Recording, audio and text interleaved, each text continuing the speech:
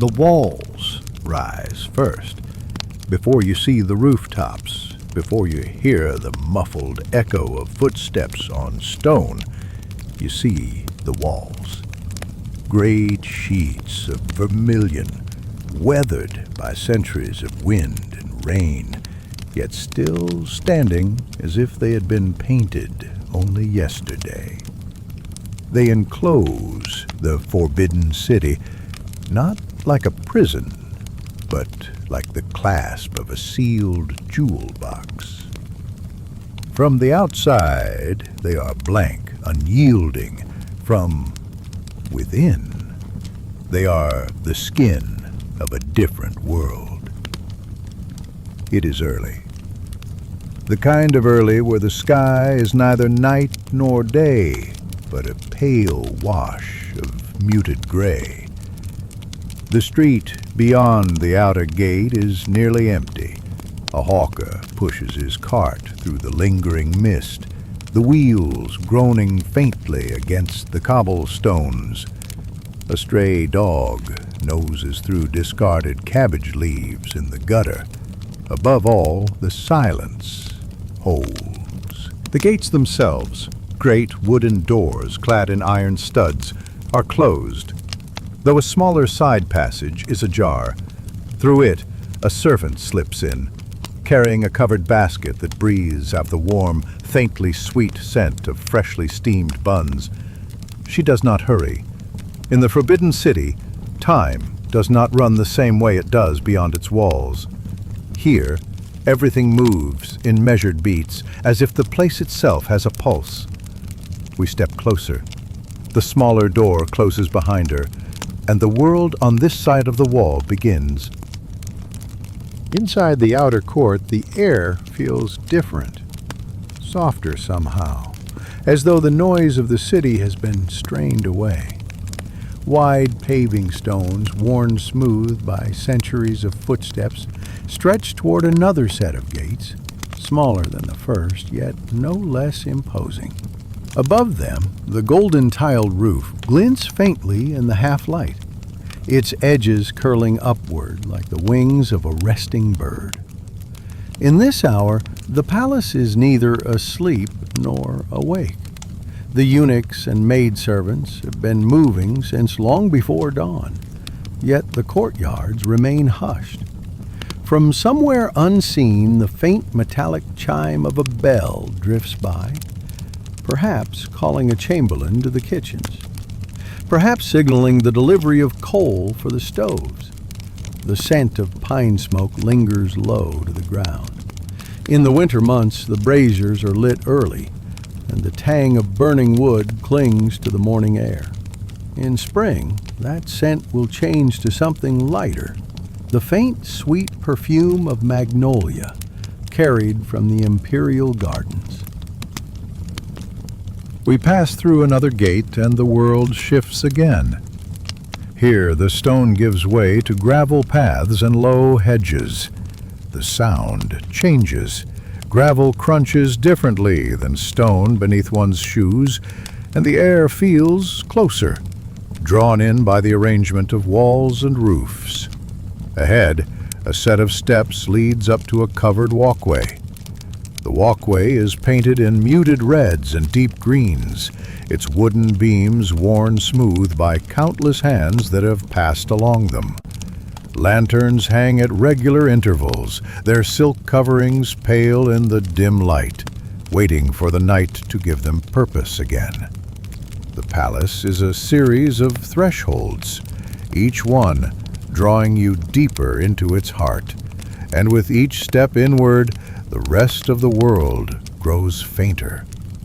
There is no market chatter here, no sound of horses, only the rustle of fabric, the faint click of a hairpin against lacquered wood, the distant murmur of someone reciting morning prayers. Beyond these walkways lies the inner court, the realm of the women. For outsiders, it exists mostly in stories, half-glimpsed in paintings or hinted at in the memoirs of visiting officials. But here, this morning, the air is thick with the quiet routines of hundreds upon hundreds of lives. The women who live here are called consorts, though that single word covers a vast hierarchy, from the high-ranking empress herself to the lowest maidservants who may never speak to her directly. And somewhere between them are the wives, the favored companions, the overlooked concubines, and those whose names are already fading from memory. The Emperor Kangxi, son of heaven, ruler of all under the skies, has perhaps 3,000 women in his court. Not all are here at once. Some live in satellite palaces. Others have passed away or been sent to live in quiet retirement. Yet in the minds of the people, the number remains 3,000.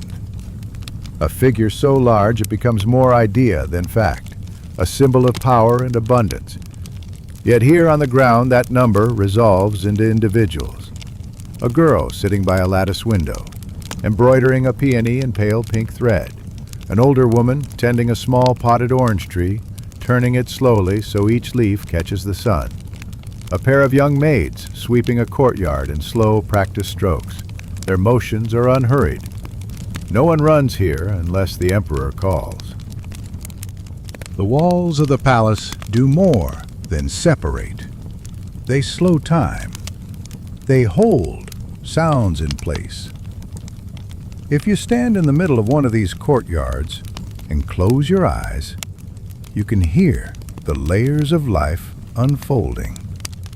The low murmur of conversation in the next room, the soft pad of felt-soled shoes on wooden floors, the faint, rhythmic splash of water being poured from one vessel to another, and above it all, a kind of stillness that is not quite silence. The stillness of a place where every motion, every sound has been repeated so many times that it feels inevitable. As the light grows stronger, the roofs begin to glow, golden tiles catching the first true rays of the sun.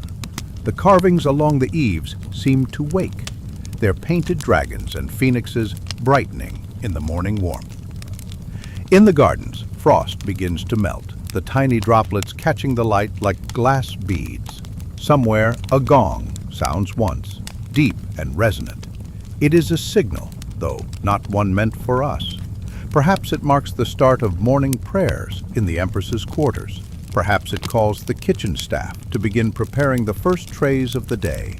Delicate porcelain bowls of rice congee, slices of pickled radish, small cakes of sweet bean paste. The life within these walls is not the life of the outside world. There are no coins changing hands here, no shop signs creaking in the wind. Instead, the currency is favor, the measure is attention, and the trades are often made in silence. A glance, a small gift, a place at a table. All of these can ripple outward, changing the course of a life here. For the women of Kangxi's court, the days stretch long, and yet years can pass with little to mark their passing beyond the turn of the seasons. A winter of heavy snow, a spring when the magnolias bloomed early, and autumn when the chrysanthemums withered before the festival. These become the milestones by which lives are measured. The emperor himself is a distant presence in this hour.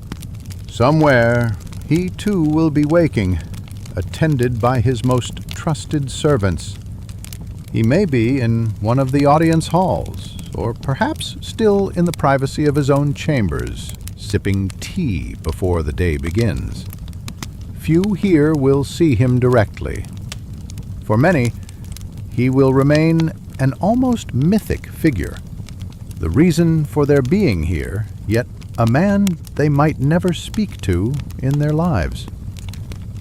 And so, the palace continues to breathe without him, each chamber and corridor carrying its own rhythm.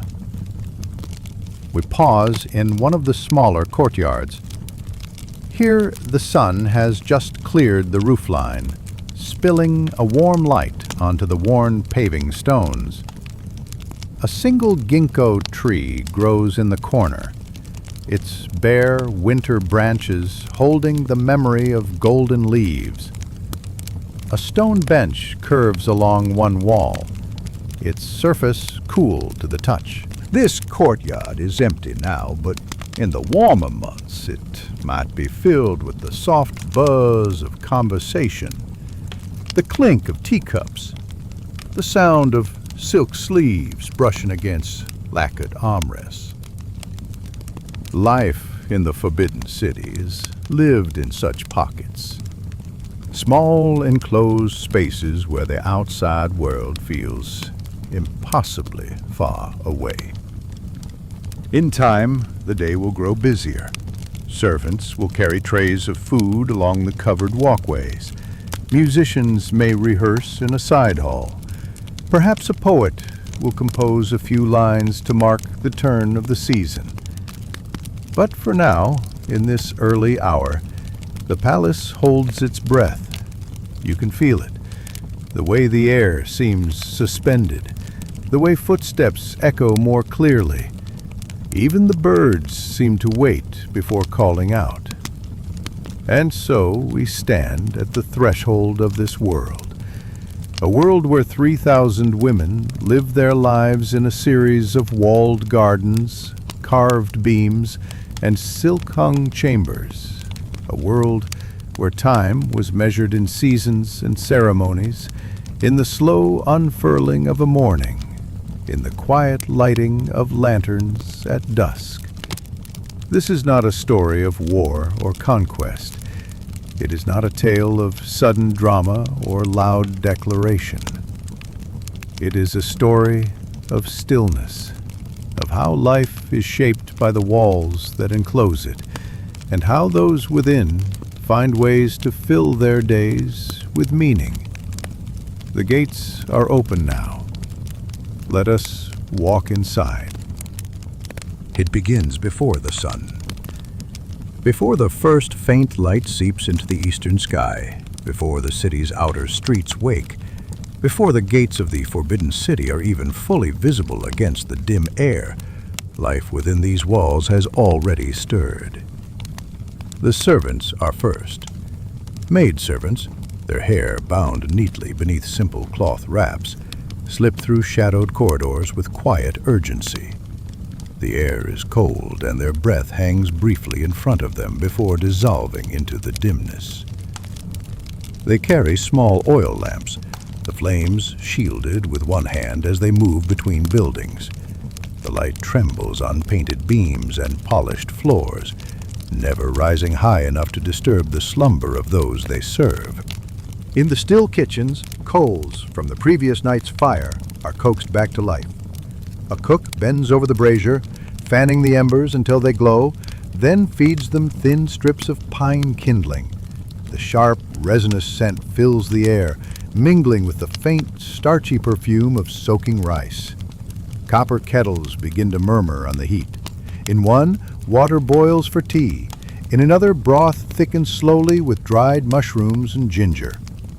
The sound of the waking palace is not the sound of alarm clocks or hurried footsteps. It is the whisper of silk against silk, the muted splash of water poured into porcelain basins, the rustle of bedding as it is carefully folded and smoothed by deft hands. The consorts themselves rise at different hours. The highest-ranking women, such as the Empress and the imperial consorts, will have their mornings arranged with exact precision. The timing of their baths, the preparation of their robes, the sequence in which attendants help arrange their elaborate hairstyles. Lower-ranked concubines, or those who have long been overlooked, may wake later, their routines less tightly bound by protocol. In the quarters of a favored consort, the day's first motions are as ritualized as a religious ceremony. The maid enters silently, kneeling briefly in greeting before pulling back the thick curtains that seal in the warmth of the bedchamber. The early air drifts in, cool, tinged with the faint scent of last night's lamp oil.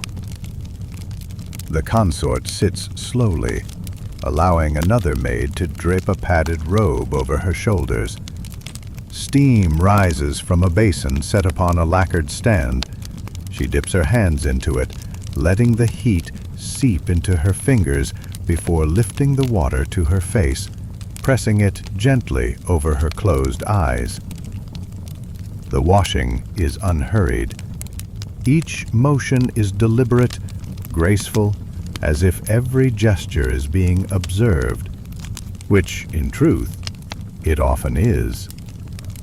In the palace, even the smallest habits can become matters of notice, whispered from servant to servant, from hall to hall. Outside, the courtyards begin to show signs of life.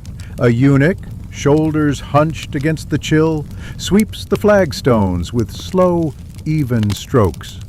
The broom's bristles whisper against the stone, sending a few stray leaves skittering into the corners. From the covered walkway, another servant passes, carrying a tray of folded silk towels, the colors muted in the pre-dawn light. The palace is vast, yet sound travels in curious ways. A cough in a nearby room echoes faintly along the corridor. Somewhere far off, the wooden clack of a bucket's handle can be heard as water is drawn from a well. Even the smallest sounds seem amplified by the stillness. The higher-ranking women's mornings also involve layers, not only of clothing, but of transformation. In this world, one's appearance is both armor and message. The first robe is for warmth, the second for structure, the third for elegance. Beneath them all is the soft inner layer of fine cotton close to the skin. Over this comes the silk tunic, then the embroidered overrobe, and finally the outer garment, its sleeves long enough to conceal the hands entirely when drawn together. Hairdressing alone can take hours. A favored consort might sit upon a low stool as two attendants work in concert, one brushing the long black hair until it gleams, the other arranging it into loops and coils, fixing it with hairpins of jade, gold, or pearl. In the warmer months, fresh flowers may be tucked into the arrangement, pale peonies or plum blossoms, chosen to match the day's robe. In winter, these are replaced with carved ornaments of ivory or enamel, their surfaces cool to the touch. The cosmetics are subtle by modern standards, yet no less deliberate. A light dusting of rice powder to soften the complexion, a touch of red to the lips, a faint darkening of the brows. These details, though small, carry meaning in the court. Elegance is a language understood by all who live here. Not all mornings in the palace are equal. For some, the dawn carries with it the possibility, however slim, of being summoned by the emperor. This is an event of great importance, one that may alter a woman's standing for months, even years to come. A consort hoping for such a summons must be ready long before the day's official audiences begin.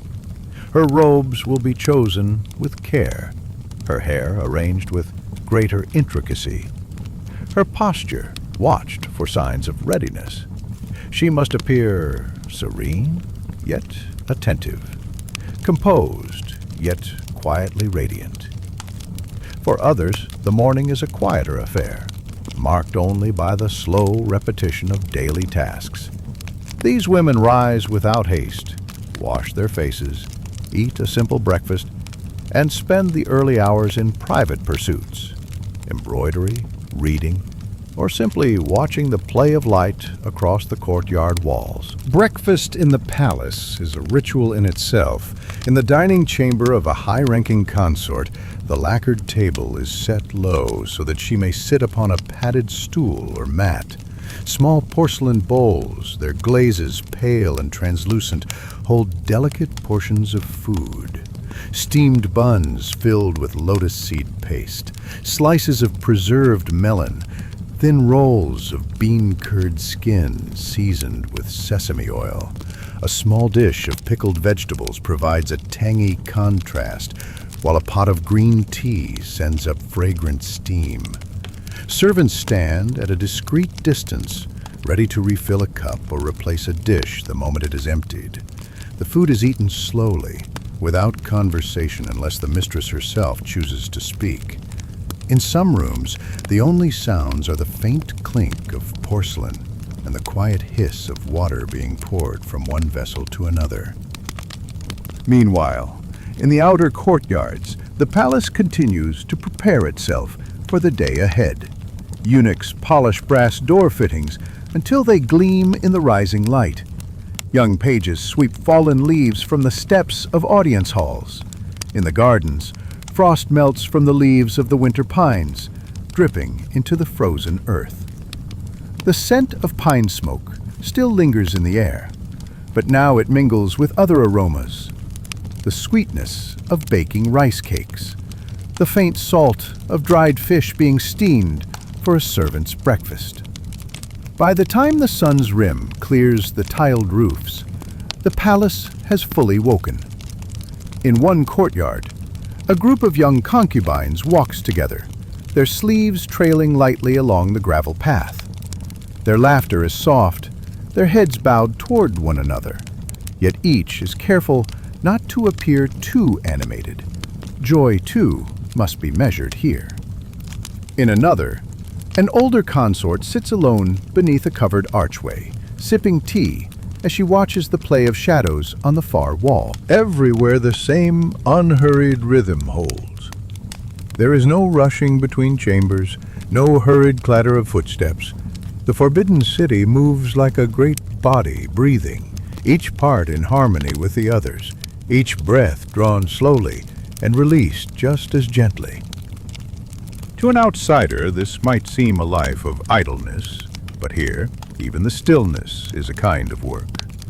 To maintain the composure expected of a woman of the court requires constant awareness of posture, of expression, of the way one's hands rest upon the knees, of how one rises from a seated position without disturbing the folds of the robe. Every motion is part of a performance that has no audience, yet is always observed. And so the mornings pass, in quiet ceremony, in small gestures repeated endlessly across the years. It is easy, in this stillness, to forget the outside world entirely. Beyond the palace walls, markets are opening, merchants calling out prices, carts rattling over cobblestones. But here, the sound of the city is no more than a faint murmur, easily swallowed by the rustle of silk or the low hum of a maid's song as she folds fresh linen. Inside these walls, time moves differently. It is not marked by hours on a clock, but by the stages of the morning, the lighting of lamps, the warming of water, the dressing of hair, the first sip of tea, the slow, deliberate arrangement of flowers in a porcelain vase. And then, as the sun rises higher, the palace shifts again. The covered walkways grow brighter, the lanterns fading into uselessness as daylight floods the corridors. The patterns painted on the beams, reds, blues, greens, reveal themselves fully. Shadows retreat to the corners, and the gold of the roof tiles begins to glow. The scent of the kitchens changes too, as the remains of breakfast are cleared away, and preparations begin for the midday meal.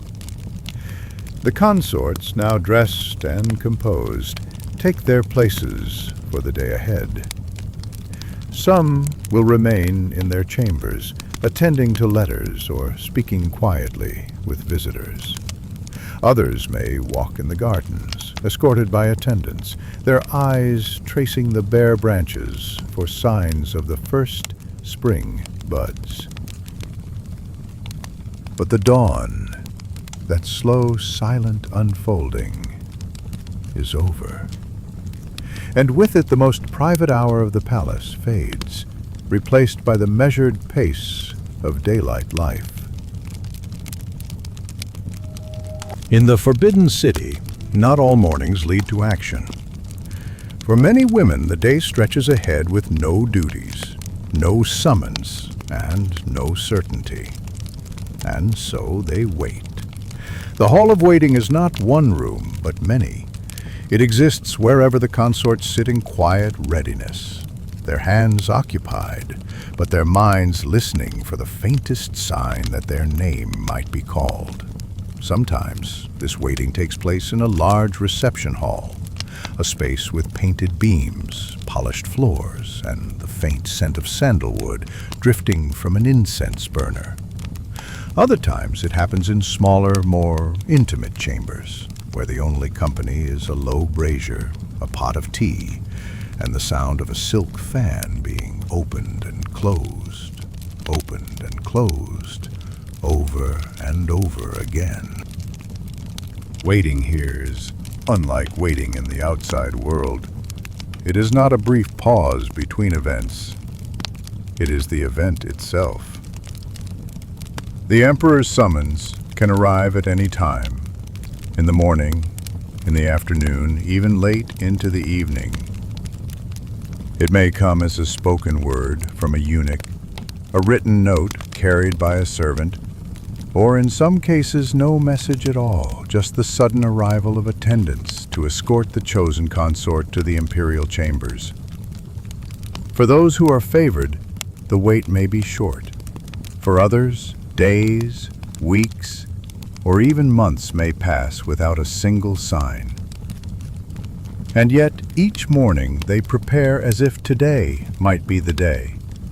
This creates a peculiar tension, not of urgency, but of endurance. One must be perfectly ready, yet never show impatience. To appear eager is dangerous. To appear indifferent is equally so. The art of waiting, in the Forbidden City, lies in mastering the illusion of calm while keeping the mind quietly alert. The hall of waiting itself is arranged for comfort, but also for display. Low tables hold tea sets of white porcelain, their surfaces painted with delicate scenes of mountains and rivers. Cushions are set along the edges of the room, covered in embroidered silk. In winter, braziers stand in the corners, their coals glowing softly. In summer, bowls of water with floating lotus blossoms are placed nearby, the petals trembling faintly in the heat. The windows are covered with latticework screens, filtering the daylight into patterned shadows. From the outside, these patterns shift as the sun moves, marking the slow passing of the hours. The air is still, except for the faint rustle of fabric when a woman adjusts her sleeves or shifts her posture. The women's hands are never idle, even when their bodies are. Embroidery is the most common occupation.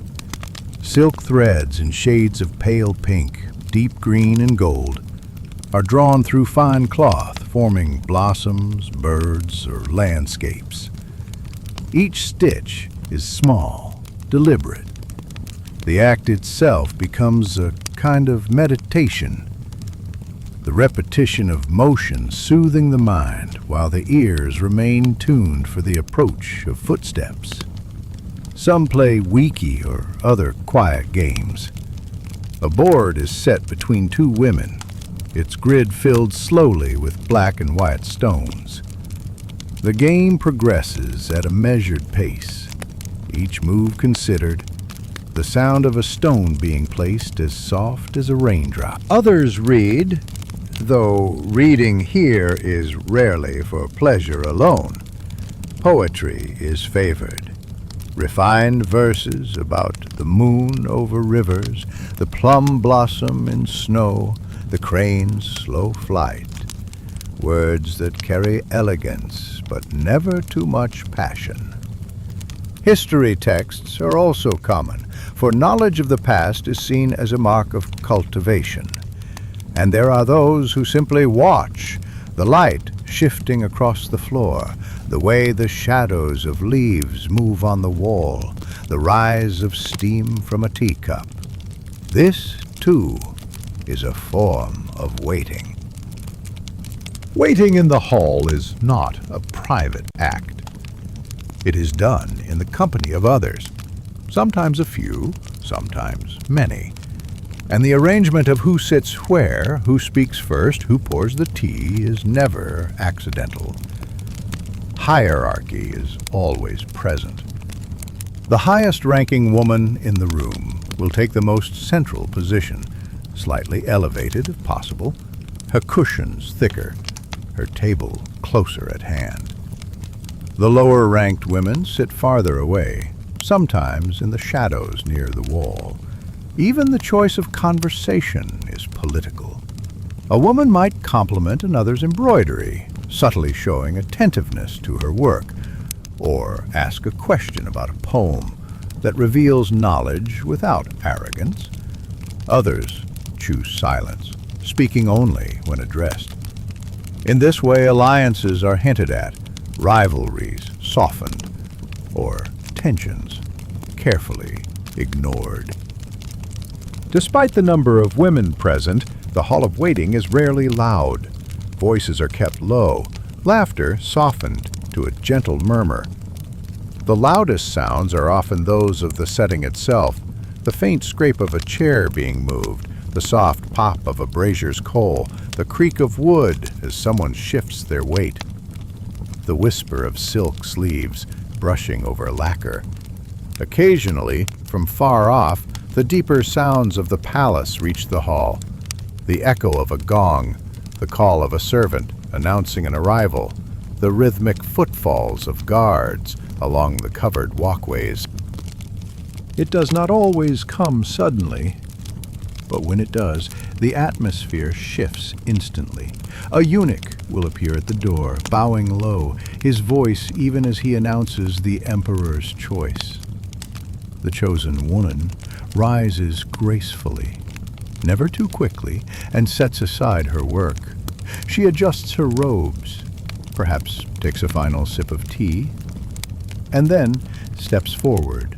2 attendants will fall in behind her, and the 3 will vanish into the corridor. The rest remain.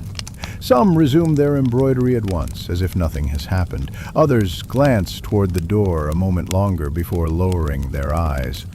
No one speaks of the choice directly, but the fact of it lingers in the air like the scent of extinguished incense. There are women who will wait for years without hearing their name. They will grow older, their hair touched with silver, their hands more skilled at embroidery than they were when they arrived. For them, the hall of waiting becomes less a place of expectation and more a place of quiet resignation. They will still sit here, still keep their posture straight, still smooth the folds of their robes when a eunuch enters, because that is what is expected. But the hope, once bright and sharp, will have softened into something else entirely. In time, these women may be reassigned to quieter quarters. They may become companions to the Empress Dowager, or take on the role of mentoring younger concubines in the ways of the court. Their days will still be filled with waiting, but for the turn of the season, the next festival, the visit of a family member from far away. To understand the Hall of Waiting is to understand much of life in the Forbidden City. It is a world in miniature, a place where hierarchy is visible in every movement, where appearances must be maintained regardless of inner feeling, where time moves at its own pace, and where much of life is spent preparing for something that may never come. And yet, within this stillness, small moments take on great significance. A glance exchanged between 2 women who share a private understanding. The gift of a handkerchief embroidered with a personal motif. The soft offer of a second cup of tea, poured without asking. These gestures may seem small, but in the palace, they are the threads from which entire lives are woven. Morning light changes slowly here. At first, it slants in at an angle, filling the room with pale gold. The latticework patterns stretch across the floor and climb up the far wall. As the sun rises higher, the patterns shorten, then vanish altogether, replaced by the more even light of midday. In the late afternoon, the shadows return, softer now, tinged with a faint orange. And as evening falls, the lanterns are lit, each flame reflected in the polished surfaces of the tables, each glow softening the edges of the women's faces. Through all of this, the waiting continues. The movements of the women slow as the day wears on. Conversations fade, hands tire, a few stifled yawns appear. By nightfall, those not chosen will retire to their chambers, only to return the next day and begin again. The Hall of Waiting teaches its occupants a peculiar form of patience, one that is not passive, but endlessly maintained. To sit here, day after day, is to live in a constant state of readiness, to hold oneself poised between anticipation and acceptance. It is a discipline as much as any martial art or scholarly pursuit, requiring control of the body, the voice, and even the thoughts that might reveal too much in the eyes. And so, the women wait. For some, the summons will come. For others, it never will. But all of them, in their own way, will leave a trace of themselves here, in the embroidery folded neatly into cedar chests, in the worn edges of the game boards, in the faint scent of tea that lingers in the air long after the cups have been cleared. The hall remains, as it has for generations, still patient, quietly holding the hopes and silences of those who have passed through its doors. The emperor does not appear in the lives of most who serve within the palace, and yet his presence is everywhere. It drifts like the faint scent of sandalwood in a corridor, unseen but inescapable. It hangs in the air of the courtyards, in the way people pause before speaking, in the careful lowering of eyes, in the tightening of posture when certain footsteps echo along the stone. For the women of the inner court, especially the thousands who might never exchange a single word with him, the emperor is less a man than a constellation, distant, untouchable, yet determining the tides of their existence. On certain mornings, the women rise to whispers of an imperial audience, a banquet perhaps, or a poetry gathering in one of the smaller pavilions. A summons is a rare thing, like rain in a parched season, but the emperor himself? His figure is rarely glimpsed except by the most favored or the most senior of his court. Most of the women know him only through stories, of his sharp memory for faces, of his firm voice in council, of the way he could ride a horse across the frozen plains of the north and yet sit still for hours, brush in hand, copying a single line of poetry until the ink bled just right onto the paper. The Kangxi Emperor was both warrior and scholar, but here, within the quiet chambers of the Forbidden City, he is more spirit than flesh. His shadow reaches into the smallest rooms, dictating rules, setting rhythms, shaping the very air. Even in absence, the emperor's will arrives like ripples in a pond. Orders pass through layers of officials, eunuchs, stewards, and attendants before they reach the women of the court.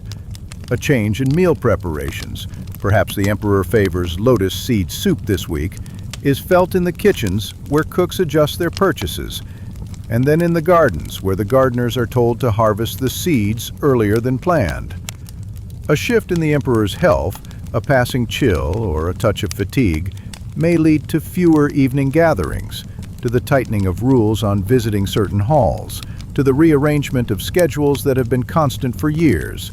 And so, even those who never see him are shaped by him, as if his life were the center pole of a great tent, and there's the silk stretched taut around it. The women share stories of him like rare coins passed from hand to hand in quiet moments. One might speak of the time he paused during an imperial procession to help a bird tangled in a silk banner. Another might recall hearing his voice from across a courtyard, speaking not to an advisor, but to a child in a tone so soft it was almost fatherly. These fragments, repeated and embroidered over the years, become a kind of currency, a way to claim nearness to him, however imaginary. Yet stories can also cut. Rumors of displeasure can mark a woman's reputation for years. A careless word about his mood, a hint that he favored another hall over hers, can cool the warmest of prospects. Here, the emperor's shadow can both shelter and chill. There are moments when his presence is not only imagined, but felt. A banquet under lantern light, where his silhouette sits at the highest table, framed by red silk and the curling steam of hot wine. A passing in the garden, when his retinue moves swiftly, and all who are near drop to their knees, eyes lowered, catching only the sound of his robes brushing the gravel path. For some, a single such moment can define a lifetime. One glance, one brief exchange of words may be enough to kindle hope, or to anchor a memory that will be cherished or mourned for decades. But for most, life passes in the long shadow of a man they do not truly know. Days are filled with learning the subtle art of anticipation, to be ready for a summons that may never come, to remain graceful in waiting, to embody loyalty without assurance. This distance is by design. An emperor must be more than a man. He must be the embodiment of the state. To be too familiar would be to diminish that image. And so for the many who dwell within his walls, the emperor remains both near and far. A figure whose steps they never hear, whose eyes they never meet, yet whose will shapes every breath they take. The Forbidden City does not sleep through the seasons. It breathes them in, slowly, deeply, behind its red walls and golden roofs. Time here does not rush. It turns like a great water wheel, each spoke a familiar season, each drop of water glinting for a moment before falling back into the stream. For the women of the palace, and for the thousands of attendants, guards, cooks, gardeners, and scribes, the passing year is measured not by calendars, but by scents, colors, and sounds. A shift in the wind that brings the fragrance of new blossoms, the soft drone of cicadas in the heat, the dry whisper of autumn leaves, the muffled crunch of winter snow. Here, life does not change in sudden strokes. It ripens and fades like a painting, brushed in patient layers. It begins with a single bud. Somewhere in the imperial gardens, on a branch still bare from winter's hold, a pale green tip emerges. Then another. Then another. Spring in the Forbidden City is not loud. It arrives in whispers. The faint dripping of melted frost from the eaves, the sound of silk skirts brushing against gravel paths, the distant song of a bird returning from its long migration. The women feel it first, in the light. It is warmer now, stretching longer into the afternoon, painting their chambers in a softer gold. In the hall of waiting, they gather by open windows, their embroidery catching the sun. The air smells faintly of earth, as if the ground itself is waking from a dream. In these weeks, the palace gardeners work with careful urgency. Peony bushes are trimmed and coaxed to bloom. Orchids are moved into shaded spots where they will not wither too soon. Willow branches trail like green ribbons in the breeze. The emperor favors walks in these early months. Sometimes he rides through the gardens on horseback, Other times he strolls, pausing to examine a blossom or to quote a line of poetry. For the women, a chance encounter during these strolls is rare, but the possibility hangs in the air, like the scent of plum blossoms. Spring is also a season of hope. New appointments may be made. A few fortunate women may be invited to join the emperor at a poetry gathering or a small tea ceremony. It is a time to present one's most delicate silk robes in colors soft as morning clouds. But it is also a time of caution, for spring is fleeting, and favor, like the blossoms, may fall at the first strong wind. By mid-year, the city grows heavy with heat. The palace stones themselves seem to hold the sun, radiating warmth long after dusk. In the gardens, the lotus ponds spread wide leaves across the water, their blossoms rising like pale lanterns. The air hums with cicadas, an endless drowsy song that seeps into every courtyard. The women retreat into shaded chambers. Silk fans whisper in their hands. Screens woven from reed or bamboo are set in the windows to soften the light. The kitchens adjust their menus. Chilled jellies flavored with osmanthus, thin rice porridge, melons cut into perfect crescents and served on cool porcelain plates. Summer is a season of endurance. The heat tests patience. Tempers shorten. Even the most delicate court etiquette can fray when the air refuses to move and every breath feels heavy. And yet, there is beauty in the stillness. The moonlight over the lotus pond is silver and pure. At night, the sound of water trickling from stone fountains lulls the palace into a slow rhythm. The emperor sometimes orders late-night gatherings to escape the heat of day, banquets in open pavilions where the breeze carries the scent of lotus and the stars seem close enough to touch. For some women, summer offers rare freedom. With the court's schedules loosened by the heat, there is more time to write letters, paint, or play music in private chambers. Yet, even here, the shadow of the emperor lingers. For a sudden summons can come at any hour, and one must always be ready, no matter the weight of the season. Then comes the turning. One morning, the air tastes sharper, and the light falls with a clearer edge. Autumn has arrived. It is the season most loved by scholars and poets, and the emperor is no exception. The gardens blaze with chrysanthemums in gold and crimson. Maple leaves turn the courtyards into pools of fire. The sky is a brilliant blue, so pure it seems almost fragile. In the palace, autumn is a season of reflection. The emperor holds more formal gatherings, banquets to honor harvests, poetry competitions, celebrations of the Mid-Autumn Festival. The women prepare carefully for these occasions, their robes shifting to deeper colors, rich reds, warm yellows, the dark green of pine needles. Perfumes change too. Lighter floral scents give way to the warm spice of sandalwood and cinnamon. The nights grow cooler. Moon viewing becomes a favorite pastime, especially during the festival. In the large courtyards, lanterns are hung like constellations, and trays of mooncakes, filled with lotus seed paste and salted egg yolks, are passed among guests. Autumn carries both beauty and melancholy. The chrysanthemums are at their peak, but soon they will bow and fade. The air is clear, but each day shortens.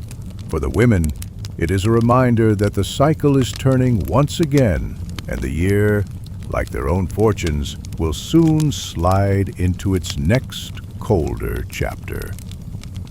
And then, without ceremony, winter steps through the gates.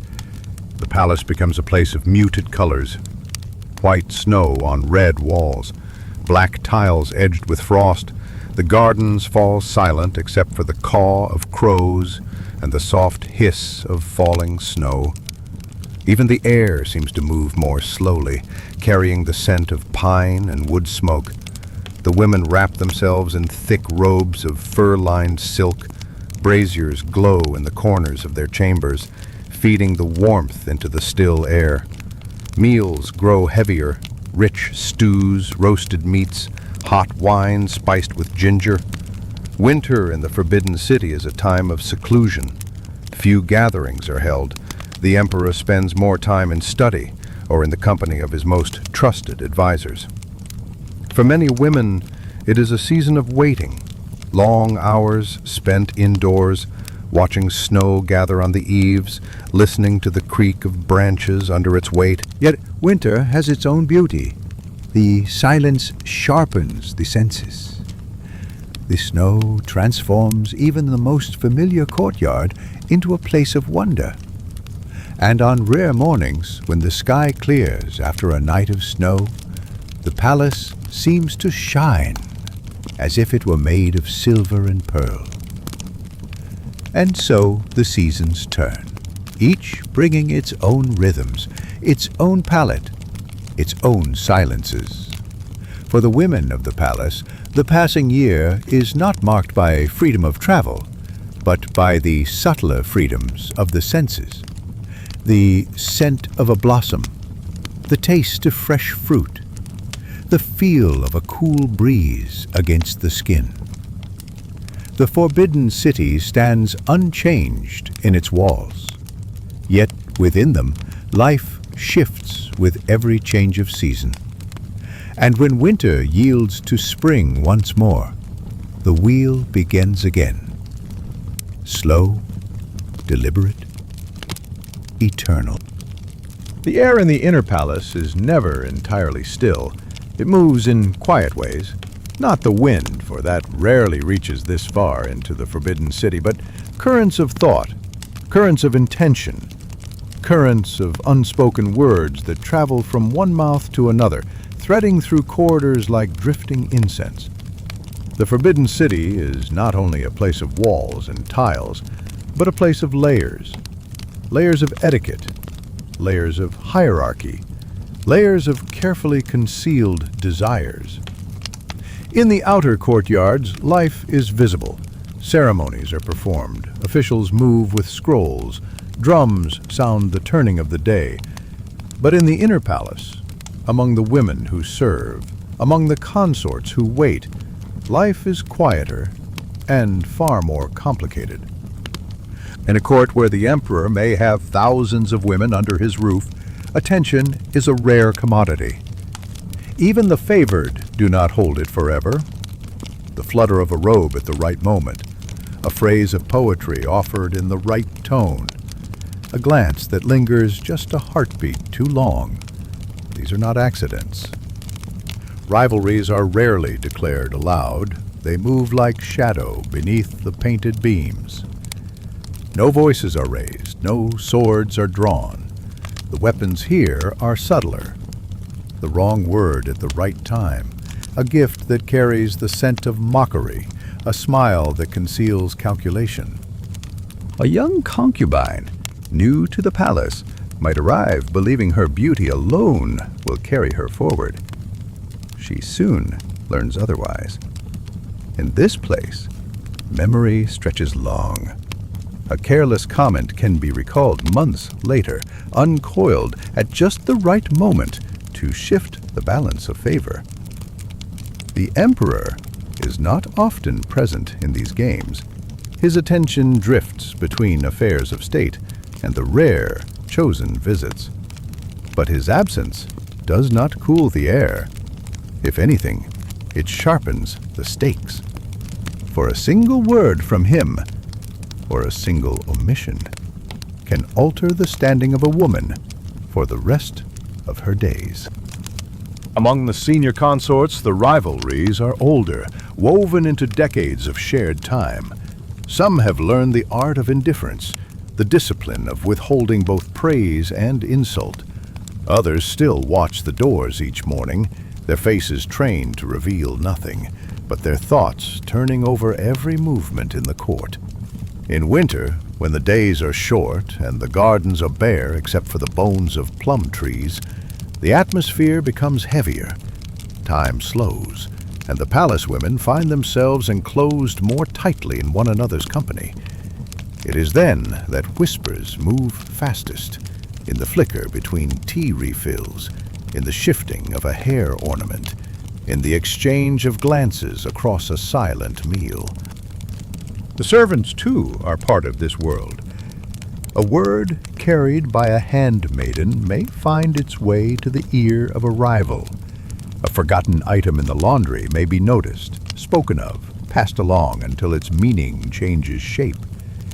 Even the eunuchs, keepers of the emperor's private affairs, are not immune to choosing sides, whether for profit or for quiet satisfaction. But for all the undercurrents, there is also a strange calm in these rivalries. They are not storms that break and vanish, but rivers that wind on for years, eroding slowly, reshaping the shore without anyone noticing the moment of change. Sometimes, late at night, when the lamps burn low and the corridors are filled with the deep hush of sleeping walls, one might hear the faint sound of a lute. Perhaps it is played for comfort, perhaps to remind another listener, somewhere in the same compound, that beauty and grace still belong to the one playing. Other times, the only sound is the winter wind brushing against the eaves, and the knowledge that tomorrow, in the hall of waiting, the same faces will appear, the same voices will murmur, and the same quiet, endless game will go on. The Forbidden City is often imagined as a single palace, but in truth, it is an empire within an empire. Its walls contain not only the emperor's throne halls and private chambers, but a living organism, 1,000 interlocking parts, each bound to the others by invisible threads of rank, duty, and privilege. It is not enough to understand the walls or the gates. The emperor stands at the center, the sun around which the rest of the court orbits. Yet even the sun cannot shine upon every surface at once. His decrees may ripple outward in moments, but his attention must pass through layers of hands and titles before it reaches the furthest corners of the palace. Below him, the empress is the highest woman in the realm. She is the keystone of the inner court, her word carrying the weight of law in matters that never reach the throne. In theory, she is the mother of the nation. In practice, she is both figurehead and administrator, responsible for harmony among hundreds of women. The imperial consorts follow. They are ranked according to a strict hierarchy: noble consort, concubine, and so forth, each title carrying specific privileges: the number of servants assigned, the right to use certain colors in their robes, the size and location of their quarters. A noble consort may have her own team of eunuchs and attendants, her own carriage within the palace grounds, and the right to host banquets in her residence. A lower-ranked concubine might have only a single attendant and no right to use red in her clothing. These distinctions, small to an outsider, are sharp as blades to those who live within these walls. Beneath the consorts lie the ranks of palace women who will never be summoned to the emperor's bedchamber: the maids-in-waiting, the laundry workers, the women who tend to the gardens or prepare ceremonial garments. Yet, even here, the hierarchy is precise. A senior maid may command deference from dozens of juniors. A seamstress who specializes in imperial robes may hold more influence than a servant twice her age. For the women of the palace, promotion is possible, but slow. A maid might serve faithfully for years before being noticed by the right superior, and even then, advancement depends on the shifting moods of those above her. And then there are the eunuchs, men without families of their own, whose loyalty is bound entirely to the palace. They serve as messengers, guards, stewards, and confidants. Some are little more than errand runners, but others rise to positions of extraordinary power, managing entire divisions of palace life. A trusted eunuch may control the emperor's schedule, deciding who may be granted an audience and when. Another may oversee the kitchens, determining the quality of the food that reaches the highest tables. Still another may act as a silent observer in the women's quarters, carrying the empress's orders and her warnings exactly where they need to go. All of this exists within a code of ritual so intricate that even the smallest gesture carries meaning. When a lower-ranked concubine greets a superior, she must bow to a specific depth, hold the position for a precise moment, and use the correct honorific title. An error in greeting is more than a mistake, it is a challenge to the order of the palace. Meals are served according to rank as well. The most favored receive dishes in porcelain with gilded rims. Others eat from plain bowls. Even the size of the rice portion is calibrated to one's station. It is not hunger that is measured here, but status. And yet, the web is not rigid. It trembles and shifts with each passing season. The sudden favor of a single woman can alter the fortunes of her entire household. The fall from grace of a senior eunuch can send a dozen underlings scrambling to align themselves elsewhere. Promotion can come unexpectedly, a clever remark during a poetry recital, a chance encounter in the gardens, a moment of compassion witnessed by the right eyes. So, too, can ruin arrive without warning, a whispered rumor, a lost hairpin found where it should not be, a single word misunderstood. In the colder months, when the court retreats indoors and the vast courtyards fall silent under snow, the web draws tighter. Everyone sees everyone else more often. Servants cross paths in the narrow covered walkways. Eunuchs pause to exchange glances as they deliver scrolls. Consorts pass one another in the hall of waiting, their steps slow, their eyes unreadable. It is in these moments that the web becomes most visible, not as lines drawn on a chart, but as a living, breathing structure of glances, bows, and unspoken understandings. To live within it is to always be aware of one's place. To rise is to pull others upward with you, or to step over them. To fall is to take others down in your wake. The emperor may believe he rules alone, but the truth is that no man, not even the Son of Heaven, can move without disturbing the web. Night falls differently in the Forbidden City. Beyond its high crimson walls, Beijing streets grow quiet, the stalls shuttered, the last cries of hawkers fading into the winter air. Inside, the silence is heavier, layered with expectation. Lanterns burn low in the covered walkways. Guards patrol in measured steps, their spears catching the soft orange light. The snow underfoot muffles all sound. And yet, within certain halls, there is movement. A delicate and deliberate movement, like the slow drawing of silk across a polished floor. This is the hour when the emperor chooses. It is not a matter of whim, as some imagine. In the Kangxi court, even the most intimate of decisions is bound by ritual.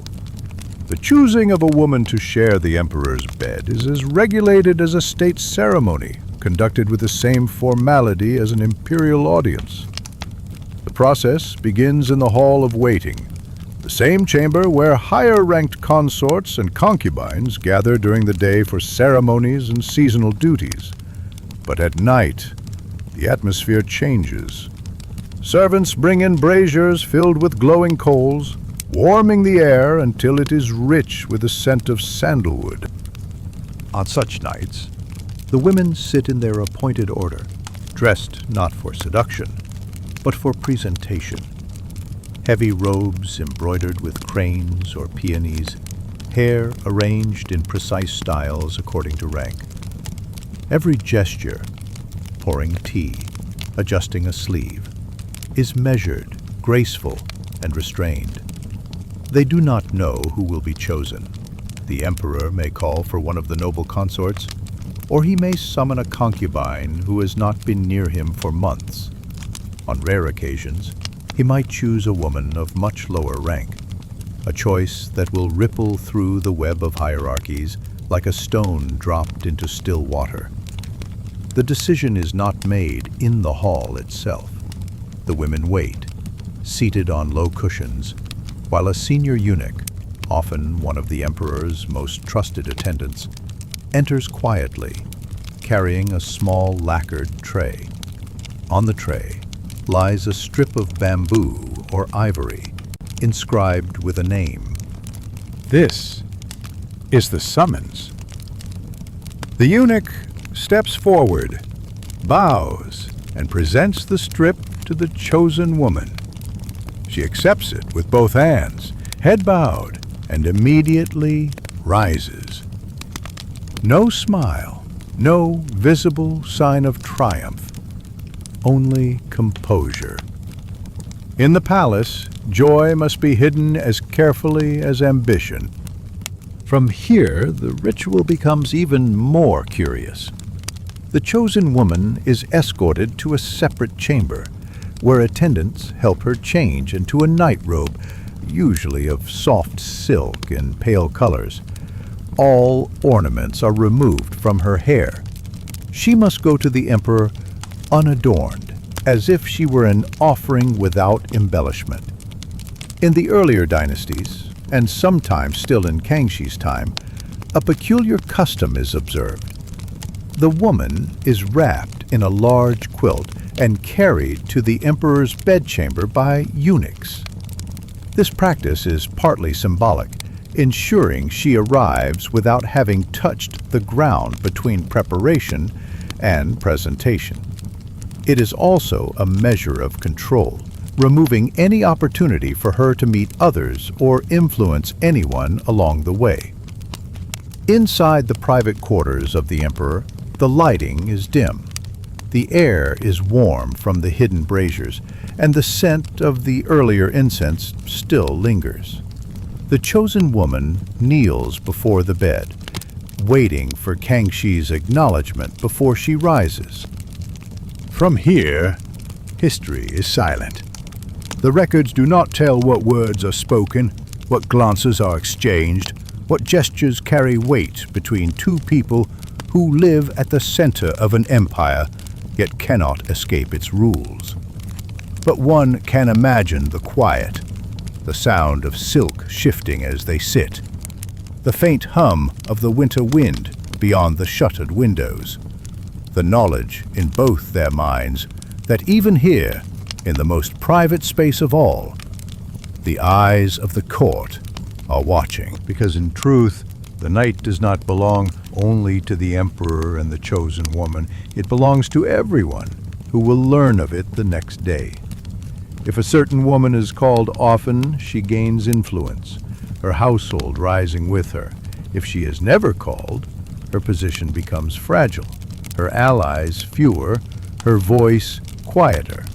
And so, a single choice, made in the hush of the night, can shift alliances, tilt rivalries, and plant the seeds of future intrigues. When the night ends, the ritual continues. Before dawn, the chosen woman is quietly escorted back to her own quarters. She returns, dressed again in her formal robes, her hair arranged as before. The corridors are still dim, the palace still hushed, but the news will travel faster than the morning drums. By the time the sun clears the eastern walls, every woman in the Forbidden City will know who was chosen. The Empress will note it. The eunuchs will record it. The consorts will measure the meaning of it against the shifting balance of power. For the emperor, perhaps, it is only a night.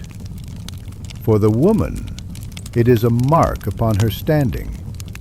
For the palace, it is another strand woven into the web, invisible but felt by all.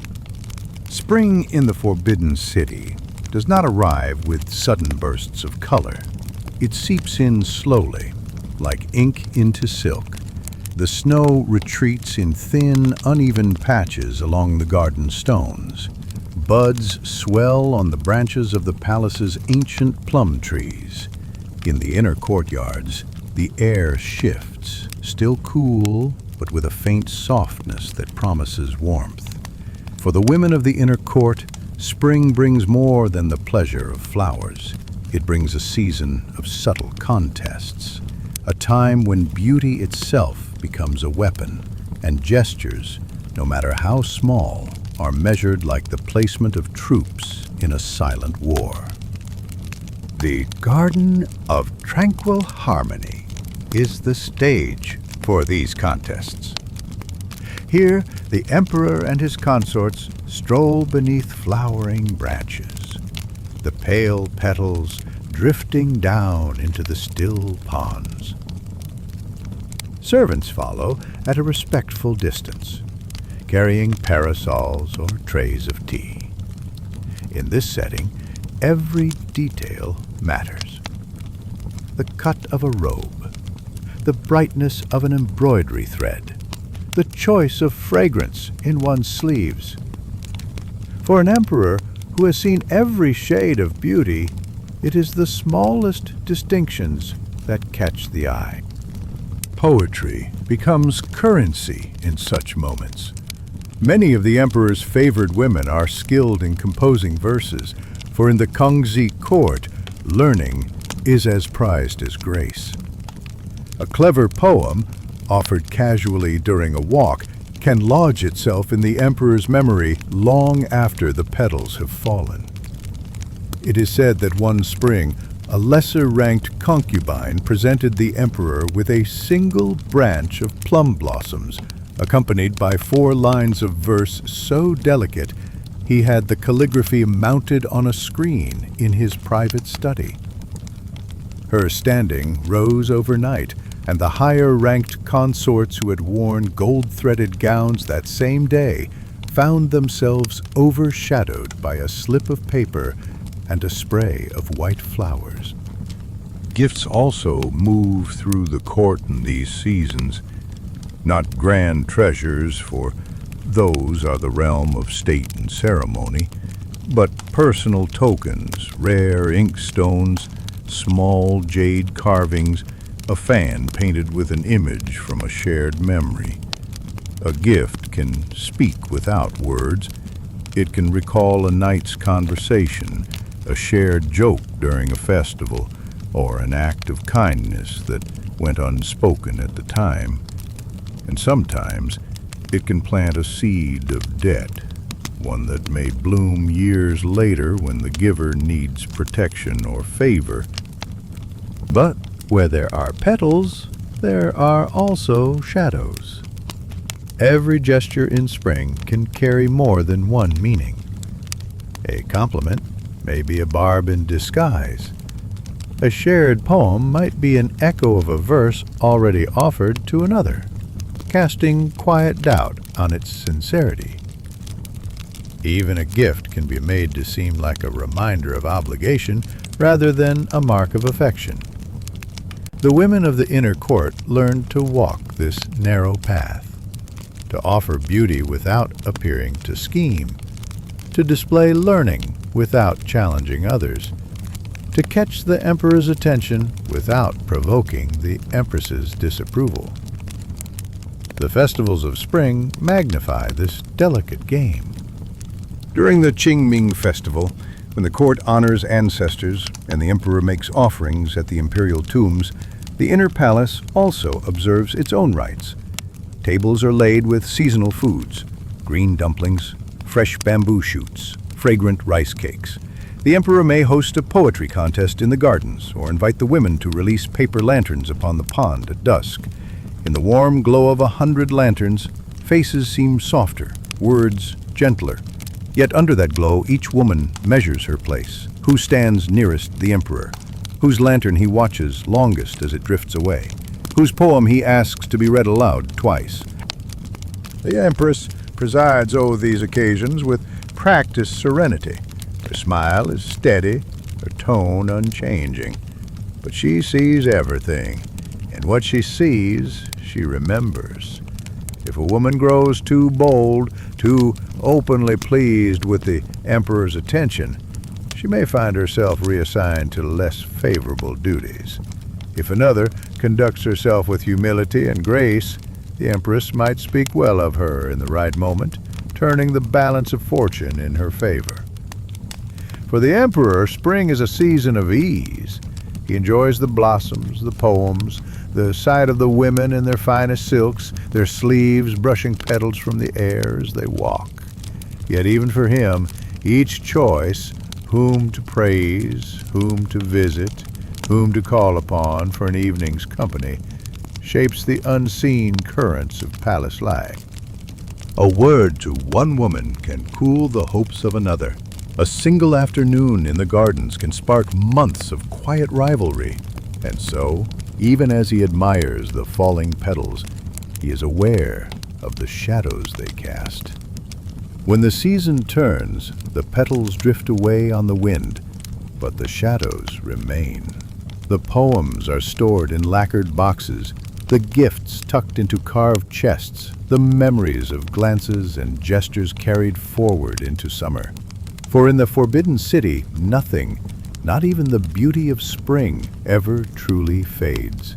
It is all stored somewhere, ready to be brought forth when the time is right, and used to tip the scales of power, one delicate moment at a time. In the Forbidden City, a meal is never just a meal. It is an act of display, a stage for etiquette, a quiet arena where alliances are made and ambitions can be quietly undone. The emperor's table is not simply where he eats. It is where the rhythm of the court can change in the space between one sip of tea and the next. The morning calm. Before the first dishes are carried in, the hall of nourishing tranquility glows with the pale light of dawn. Silk curtains filter the sun into thin streams, casting long, soft shadows across the polished floor. An appointed eunuch checks the lacquered trays, his hands moving with the precision of one who knows that the wrong dish, the wrong seasoning, even the wrong shade of porcelain can offend both palate and tradition. Every item that will pass the emperor's lips must first be inspected by the imperial taster, who samples each dish to guard against poison. This ritual is old, born from centuries in which power invited both loyalty and betrayal. The emperor rarely dines alone. Those invited to share his table, whether high-ranking officials, favored scholars, or women of the inner court, are chosen with care. The arrangement of seating is never casual. It is a silent language. To be seated closer to the emperor's right hand is a mark of favor. To be placed farther away may be a subtle signal that one's influence is waning. Servants move like water, quiet, fluid, unobtrusive, setting jade chopsticks upon carved rests, pouring tea into delicate cups painted with dragons or cranes. The fragrance of the tea precedes the arrival of the food, its steam curling into the air like a ghost of spring. Imperial meals are an empire in miniature. A single table may hold delicacies from the farthest reaches of Qing territory. Snow fungus from the southern mountains, deer sinew from Manchuria, dried abalone from coastal waters, and peaches preserved in honey from distant orchards. The dishes are arranged in precise harmony, a balance of colors, textures, and flavors. There must be crispness to balance softness, delicate sweetness to counter deep savoriness. The eyes are fed first, and only then the tongue. Meals with the emperor are quiet affairs at first. Those present wait for him to speak, answering briefly when addressed. A misplaced word over soup can echo far beyond the walls of the dining hall. The emperor may ask about a province's harvest, a scholar's new translation of a classic text, or a concubine's recent health. These questions are rarely without intention. A skilled courtier hears not only the words, but the spaces between them, the hints of interest, the subtle tests of loyalty. Sometimes the emperor speaks little at all, preferring to listen to the scrape of chopsticks against porcelain, the muted murmur of the garden's wind, and the shifting expressions of those in his company. To eat at the emperor's table is to move through a web of unspoken law. One never lifts chopsticks before the emperor does. One never speaks while he is chewing. If the emperor offers a piece of food from his own plate, it is both a gift and a test. To refuse is an insult. To accept without gratitude is arrogance. A dish praised by the emperor may rise in status throughout the empire, its recipe copied in noble kitchens from the Yellow River to the Pearl River. A dish that displeases him may vanish entirely from the palace menus. Not all communication is spoken. A glance from the emperor to the head eunuch can mean that a guest is to be invited again, or never again. A request for a certain wine may be a sign that a treaty is going well, or that it is fraying at the edges. Even the order in which dishes are served can hold meaning. A favorite concubine's preferred delicacy might appear first at a spring feast, quietly signaling her rising influence. An official might notice that a dish from his home province is absent, a hint that the emperor's attention, or patience, is wearing thin. In spring, the table glows with fresh greens, light broths, and the blossoms of chrysanthemums floated in tea. In summer, the dishes turn cool and refreshing. Iced melon, tender bamboo shoots, and thin slices of duck served with pickled plum sauce. Autumn brings earthy abundance, steamed crabs heavy with roe, rich venison stews, and pears poached in amber syrup. Winter is for strength and warmth, slow-braised meats, ginger-spiced soups, and rice wine thickened with egg. Each season's table is a reminder that the empire itself moves in cycles, and that the emperor is the still point around which it turns. When the emperor has finished, he sets down his chopsticks with deliberate quiet. The sound is light, but it signals the end more clearly than a bell. Dishes are removed in reverse order of their arrival. Tea is poured once more, not for drinking, but as a final courtesy, a cleansing of the palate, a soft farewell. Those at the table bow low, thanking the emperor for the honor of sharing his meal. When the guests depart, the ripples from that meal begin to spread. A single sentence from the emperor may alter a courtier's career. A look, a gesture may plant the seeds of alliances or rivalries that will grow in the shadows. Even the taste of a certain dish carried back in memory can bind someone to the emperor in ways they do not fully understand. A reminder that they once sat close enough to hear his voice over the sound of pouring tea. In this way, the emperor's table is more than wood and lacquer. It is a place where the empire is tasted, measured, and quietly reshaped, one meal at a time. The Forbidden City, at midnight, is not silent. It is simply quieter than the day. The sounds that remain are softer, stretched thin, like threads of silk. A distant drip of water in the shadowed courtyards, the faint rustle of robes as a night guard passes under the flicker of an oil lantern. The occasional sigh of wind pressing against the eaves, moving the wind chimes just enough to let them sing once, and then be still again. Beneath this quiet is a heartbeat. The palace never truly sleeps. Far beyond the gilded gates, in the hall of supreme harmony, the vast throne room stands empty. Its golden dragons and painted beams gleam faintly in the moonlight, as though holding their breath. But elsewhere, behind narrower doors and dimmer corridors, there is movement. Tonight is one of those nights. The Midnight Court is not written in the official records. It is not a formal assembly, nor council of ministers. It is a gathering of a different kind, one that belongs to the emperor alone. In Kangxi's reign, there were nights when he would summon certain trusted attendants, ministers or favored scholars, to discuss matters that were best left unspoken in daylight. The hour made it possible. Under the moon, there was less performance, fewer ears, fewer eyes. Only the low crackle of lamps and the faint smell of heated ink.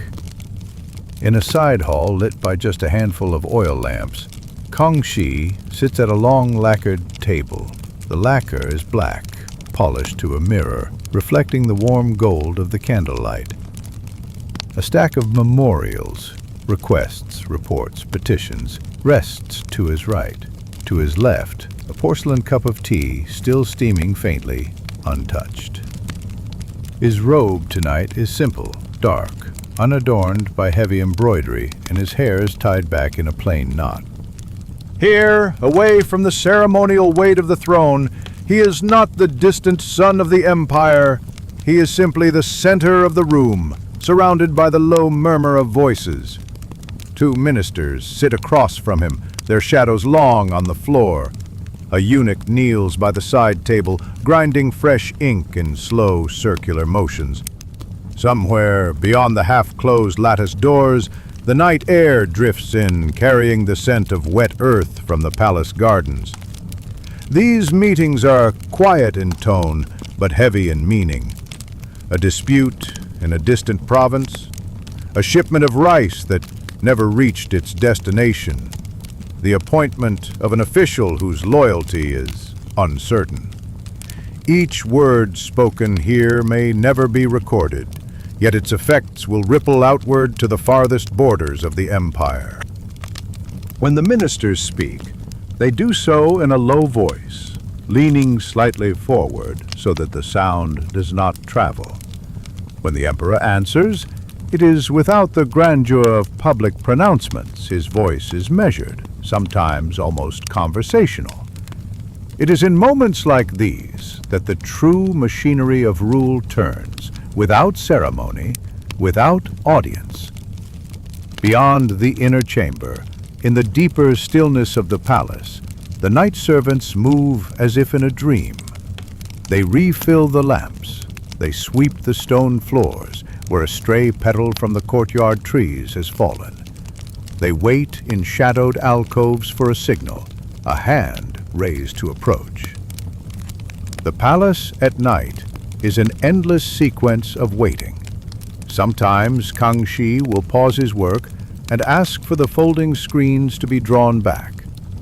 Through the open frame, the courtyard lies in silver moonlight, pooling between carved balustrades, the surface of the pond catching the light in trembling ripples.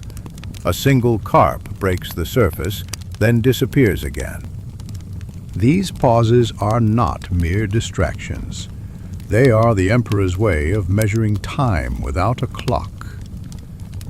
In the deep of night, when the oil in the lamps grows thin and the tea has gone cold, it is easy to forget the hour. Only the slow turning of the moon reminds him that the dawn will come. Not every night ends with decisions. Some end with silence, the ministers bowing deeply before they withdraw, the papers left unfinished, the emperor remaining at the table long after the others have gone. There is a solitude to ruling that no counsel can soften, and perhaps that is why the Midnight Court exists. A brief moment in which power is shared, even if only in whispers, under the same fragile light. When the final lamp is extinguished, the hall fades into darkness. The footsteps of the last attendant echo away down the corridor, swallowed by the stillness. The Emperor rises alone. His shadow stretches before him, crossing the polished floor, following him out into the cold air. Somewhere in the east, the sky is paling, not yet dawn, but close enough for the stars to fade. And so the palace breathes again, preparing for the cycle to begin anew. The day will come, and with it, the formalities, the ceremonies, the endless demands. But for now, in the last hours of night, the Forbidden City belongs to the few who have seen it this way. Quiet, listening, and entirely awake. The Forbidden City has many faces. In the daylight, it is a blaze of red lacquer and gold leaf, a place of banners and footsteps, of ceremony and command. But in the memory we carry now, it is not the sunlight that lingers. It is the spaces between. The silent courtyards at dawn, the quiet waiting halls, the narrow corridors where shadows touch each other on the floor, the whispered rivalries, the unseen hierarchies, the petals drifting down on stone.